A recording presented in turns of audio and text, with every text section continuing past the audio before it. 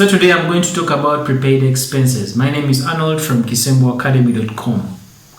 Now, in our previous session, I was talking about accrued expenses and I was using an illustration where we are paying rent worth $100 every month. I am going to use the same. We are talking about rent here and we are paying rent $100 every month.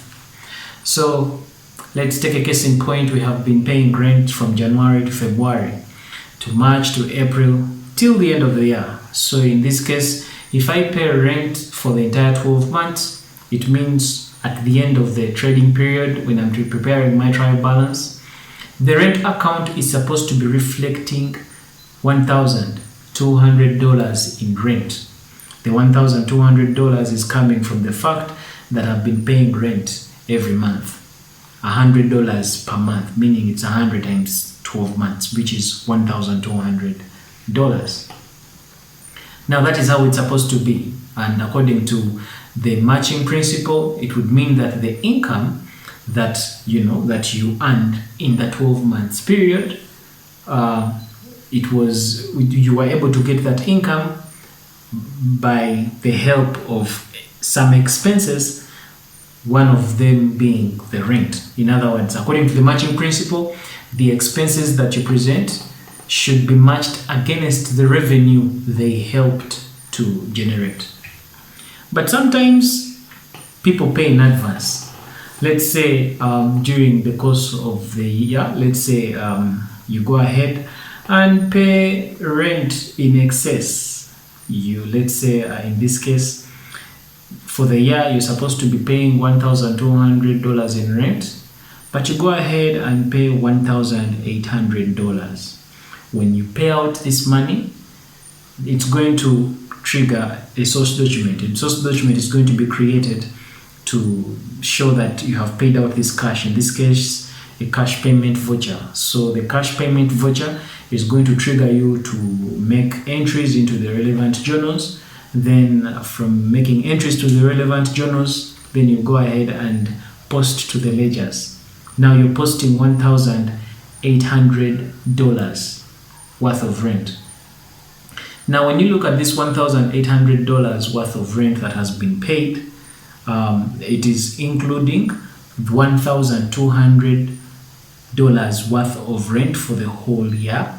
Then there is an excess of $600 of rent paid for the future period, that is in the 6 months of the next trading period. At the point you're preparing your financial statement, the matching principle is supposed to be followed. The matching principle simply says that if you have earned some money during a certain 12 months period, the expenses that should be matched against this revenue that you're recognizing that you have earned in the 12 months period should be actually the expenses that helped generate that revenue. So if you are looking at a 12 months period and you're looking at expenses that helped you generate that revenue, it is supposed to, for the case of rent, it is supposed to be rent for the rent incurred for the 12 months.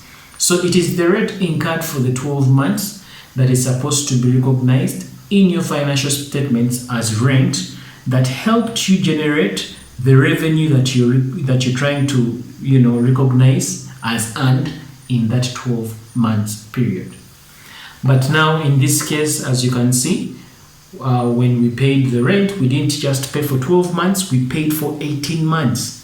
So it means that when you look at our rent account, it is having an excess of, it is having rent in the future, rent that has been paid in advance. That's the kind of thing we call rent in advance. So after the 12 months period, when you're creating or preparing your financial statements, this would mean that this rent account is oversized.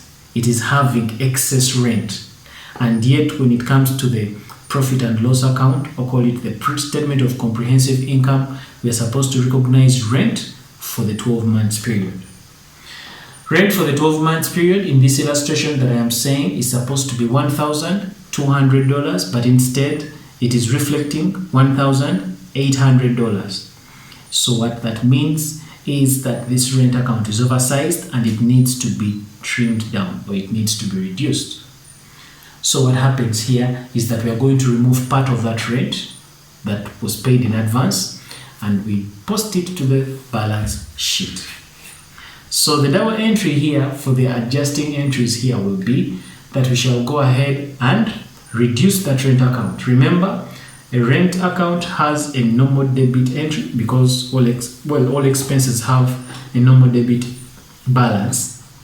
So for us to reduce that rent account, we are going to go ahead and credit the rent account with the amount we want to reduce. In this very case, the rent account has a debit balance of $1,800. So what's going to happen is that we're going to reduce it by crediting the rent expense account by the advanced rent, the excess rent, which is in this case $600. So we shall credit the rent account with $600. So the other item affected here is a new account we are going to create, and this new account we are creating is what we are calling the prepaid rent account. So we shall create the prepaid rent account and go ahead and complete the double entry there by putting the $600 there.